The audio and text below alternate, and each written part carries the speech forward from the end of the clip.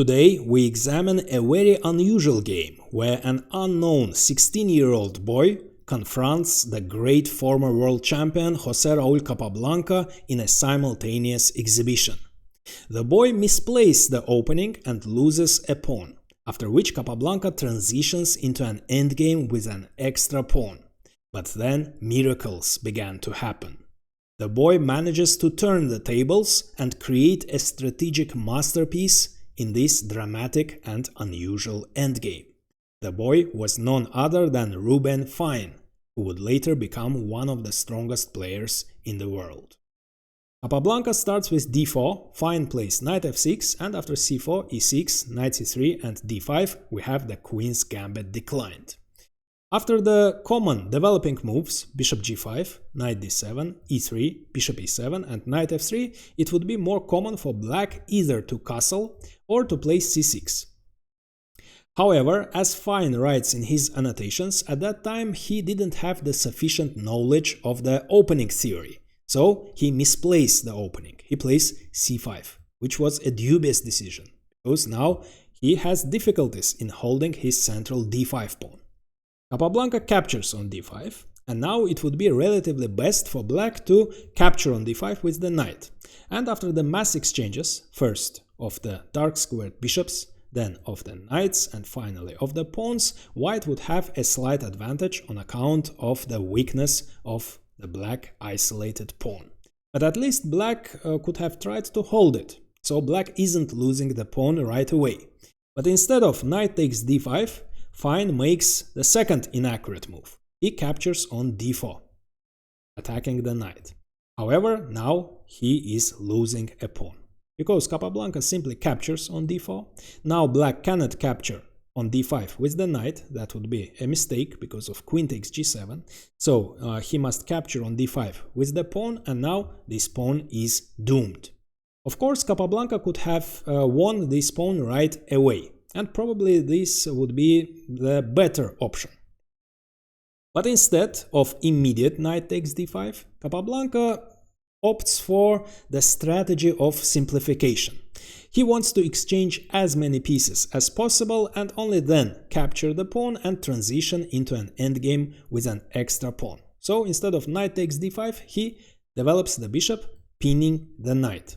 Fine castles, unpinning his knight, and now Capablanca exchanges both of his bishops for the black knights, and only then captures the pawn, which wasn't the best decision actually. So first he exchanges the light squared bishop, then he exchanges the dark squared bishop, and now finally he captures the pawn. And although Fine writes in his annotations that white has a winning position on account of his extra pawn, the computer shows equality. Indeed, for a pawn, black has a very good compensation. The position is open, with pawns on both sides of the board, and in this kind of positions, the two bishops are very powerful. So black has the advantage of two bishops, which compensates for the absence of the pawn. Fine plays queen c8, targeting the knight, threatening to capture on c3, getting back his pawn, and also vacating the d8 square for the rook. In order to prevent bishop takes c3 check, Capablanca plays knight d4, closing the bishop's diagonal, and of course rook d8, creating an unpleasant x-ray. Capablanca castles and bishop c6, attacking the queen. Also the rook is attacking the queen, so white doesn't have time to capture the bishop. He must retreat his queen. So the queen moves to c5, and now white is ready to capture on c6, eliminating the powerful bishop. That's why Fine retreats the bishop, retaining the bishop pair, and offers the exchange of the queens. And as this offer is in line with Capablanca's strategy of simplification, he accepts the offer. Queen takes c8, rook takes c8. Now d4 is under attack, that's why Capablanca defends it by playing rook d1. And Fine plays g6, vacating the g7 square for his bishop in case white attacks the bishop, and taking the f5 square under control, preventing the possible invasion of the white knight on f5 square. And At this point, as Fine writes in his annotations, he had the audacity to offer a draw to the ex-world champion. But Capablanca declined the offer. He is up a pawn and he is going to convert this pawn in the endgame. So he plays knight e2, opening the d-file, and he is going to exchange both pairs of rooks. King f8. In the endgame, the king belongs in the center, so the black king comes closer to the center. And Capablanca exchanges the first pair of rooks, and after rook d8, he offers the exchange of the second pair.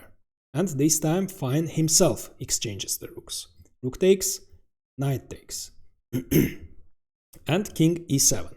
The king is heading to the center, ideally to the d3 square. The knight is passively placed, so Capablanca brings it back into play and also prevents the immediate king d6, which would be a blunder on account of knight e4 check with a fork, and black is losing the advantage of two bishops, after which it will be much easier for white to convert his extra pawn. So before playing king d6, Fine retreats the bishop to g7 to retain the bishop pair. And now it was time for Capablanca to also think about the centralization of his king. King f1 was possible, followed by king e1 and king d2. But instead, as neither of his knights can actually move, if the c3 knight moves, the b2 pawn would fall. If the e2 knight moves, black can think about capturing on c3, after which white will be forced to capture with the pawn, and he will have two isolated pawns on the queen side. So Capablanca plays knight d4, closing the bishop's diagonal. But the black king continues his march, king d6, and only now Capablanca plays king f1 and king c5 follow. Not only threatening to invade c4, but also creating an immediate threat of bishop takes d4, and after e takes d, king takes d4. For example, white cannot continue the king march because of bishop takes d4, and black gets his pawn back, and of course the material balance is re-established and the bishop is stronger than the knight, so it's only black who can play for the victory. So, how to deal with this threat of bishop takes d4? If white simply retreats the knight, then the bishop's diagonal would open and black would simply capture, after which both of his pawns on the queen side would fall. It isn't easy, actually, to deal with this threat. The correct move was knight e4 check, which Capablanca didn't find. So, after this check, black of course doesn't have time to capture the knight, as he must deal with the check. Neither can the king invade c4, which would be a terrible blunder on account of knight d6 check with a fork, winning the bishop. So after knight e4 check, the king must move to d5, after which white gets a counterplay with knight g5, attacking h7. Now, if black saves his pawn and kicks the knight out, then the knight retreats to f3 and defends the second knight. And for this reason, instead of h6, it would be better for black to capture on d4. And after e takes d, again, if black plays h6, knight f3 would defend the pawn, so probably it would be better for black to capture on d4. But white in his turn captures on h7 and the position would be equal. It might seem that black can invade d3 and eliminate both of these pawns, after which he will have two connected passed pawns, but the position would still be equal because white in his turn has the possibility of creating an outside passed pawn on the h file. For example, after knight f6 attacking the bishop must move h4. The pawn starts its march, and after king c2 discovered check. King e1, king takes b2, g4, white is ready to play h5, black eliminates another pawn. Now black is ready to play bishop d3 in order to take this diagonal under control to stop the advance of the h pawn, but white can play king d2, taking the d3 square under control. And now black actually must play accurately. If he plays carelessly a5, for example, he would lose after h5. There is no way black can stop the h-pawn.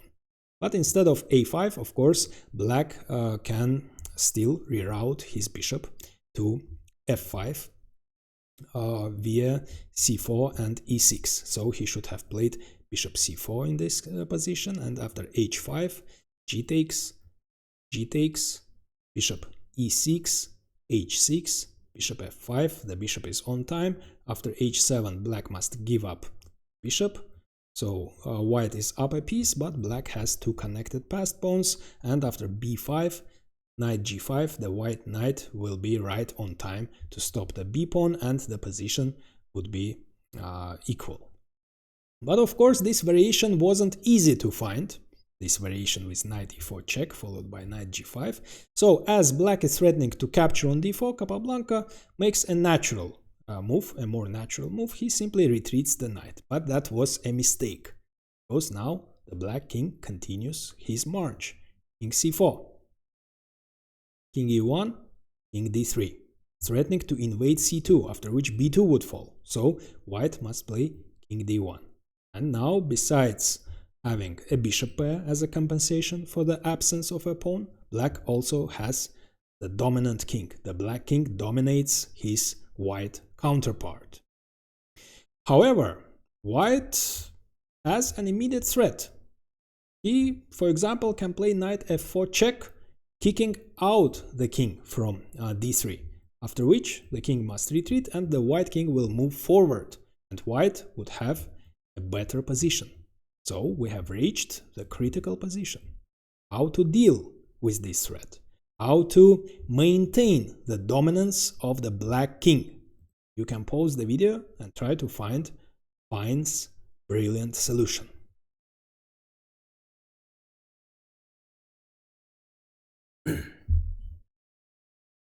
So at first sight, as knight f4 check is coming, g5 is a good move. And otherwise, it would be a perfect move, restricting the white knight, of course. However, besides the threat of knight f4 check, white can give a check from c1. And the black king would still be forced to retreat, and after king d2, white would get a better position. So there is no way of preventing one of these two checks except the one that Fine found in this game. So one of the advantages of having two bishops is that when the right time comes, you can usually easily exchange one of them in order to increase your advantage. And that's exactly what Fine does. In order to maintain the dominance of his king, he gives up the bishop pair. Bishop takes c3, knight takes c3. Now his king will remain on d3. Besides that, he brings his bishop into play, threatening to capture on g2. White's position looks critical. How to defend g2? Of course, he cannot play f3 because e3 would fall.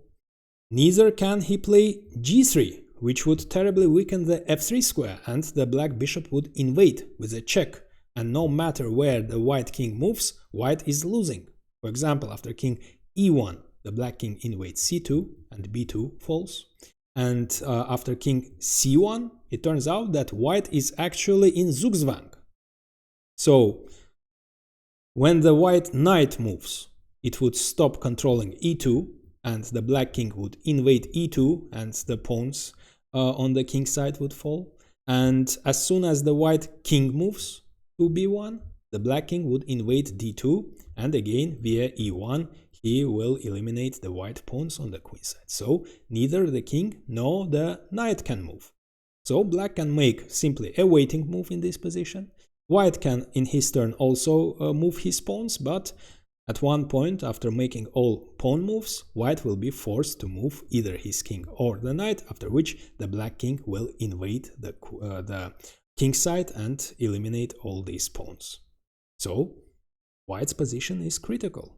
However, Capablanca finds a tactical way of defending the g2 pawn. He plays knight e2, which is the best move in this position.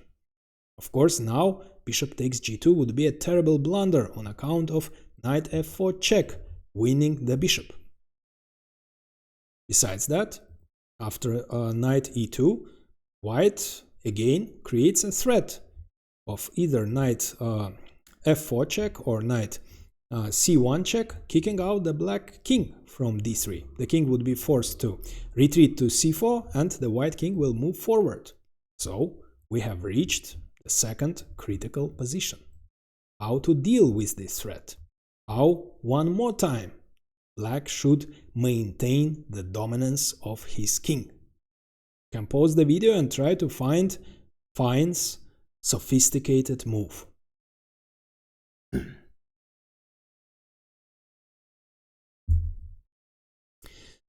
So, after white plays either knight f4 check or knight c1 check, the black king wouldn't be able to move to c3, as the b2 pawn controls this square.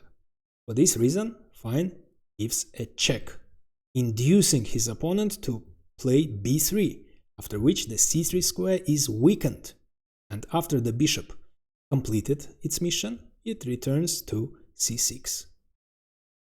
And what to do now? If, of course, white plays g3, then bishop f3 would follow. If white gives a check, then now that the white pawn is deflected from b2 and c3 is unguarded, the black king invades c3, threatening king b2, after which the pawns will fall. So white must play king c1 in this position, but black will kick the knight out of f4 in order to capture the pawn. White can, of course, try knight h3, attacking the g5 pawn in his turn, but before capturing the pawn, black can defend his g5 pawn, threatening to capture on g2. White can try g3, but again, that would weaken the f3 square. The black king would move to d3, threatening king e2. If white plays knight g1, taking the e2 square under control, black would play g4 and completely restrict the white knight. Now, besides having a terrible king, white would also have a completely restricted and paralyzed knight, so his position would be absolutely lost. And if instead of knight g1, white plays king d1, then again bishop f3 check would follow. And no matter where the king moves, white is losing. After king e1, black can play king c2 later in the game, and after king c1, of course, the king invades e2 and followed by bishop g2, kicking out the knight, after which f2 would fall, and also white is losing the knight too. So immediate knight f4 check doesn't work. The black king invades c3. But black actually isn't threatening to capture on g2 right away. You already know that would lead to knight f4 check, winning the black bishop. So immediate bishop takes g2 would be a blunder.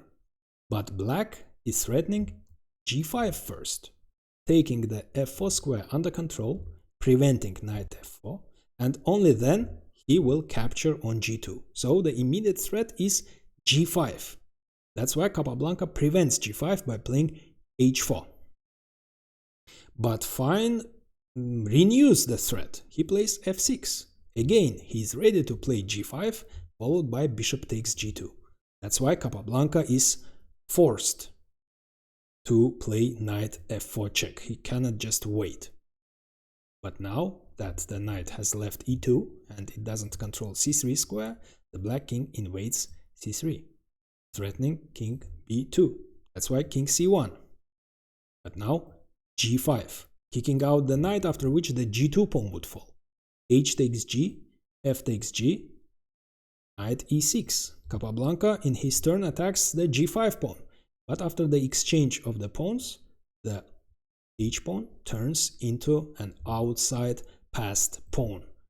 And it starts its victorious march. h5.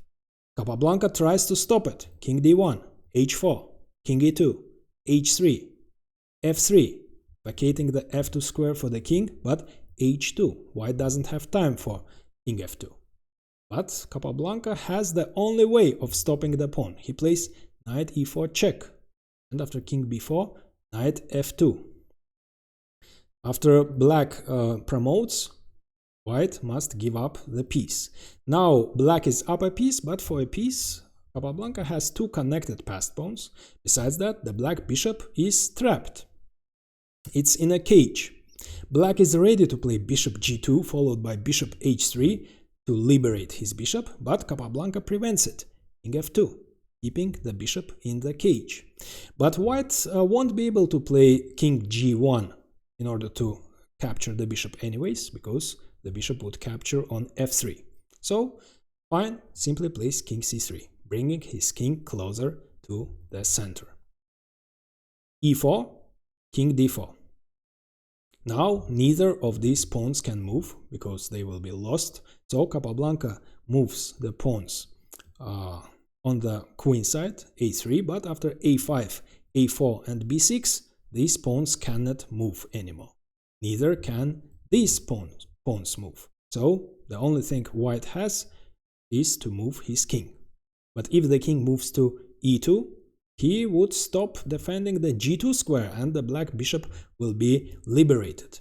That's why Capablanca plays king g3 instead. But now the king stopped controlling the e3 square and the black king invades. And there is no way of defending the pawn. Capablanca moves the e pawn forward, but after bishop takes f3, the bishop will stop the e pawn. Both of these pawns will fall too, and for this reason Capablanca resigned. And now I recommend watching how Capablanca was crushed by another prodigy, this time a 14-year-old who would later become the world champion. But first, like this video and subscribe, as it's really helpful for the channel growth.